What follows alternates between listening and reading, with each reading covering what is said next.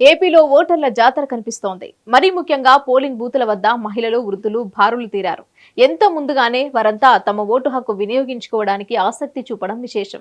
మహిళలు, వృద్ధ ఓటర్లు ఎక్కువగా కనిపిస్తుండటంతో కూటమిలో దడ మొదలైందని వైసీపీ నేతలు చెప్తున్నారు. తమ అనుకూల ఓటర్లే ఉదయాన్నే పోలింగ్ బూతుల వద్ద బారులు తీరినట్లు వైసీపీ చెబుతోంది. తమకు ఏ సెక్షన్ లో ఎక్కువ ఓట్లు పడతాయా అని ఇంతకాలం చెప్తూ వచ్చామో వారంతా పోలింగ్ బూతుల వద్ద పెద్ద సంఖ్యలో కనిపిస్తున్నారని, ఈ పరిణామం తమకు సానుకూల సంకేతంగా అధికార పార్టీ నేతలు విశ్లేషిస్తున్నారు.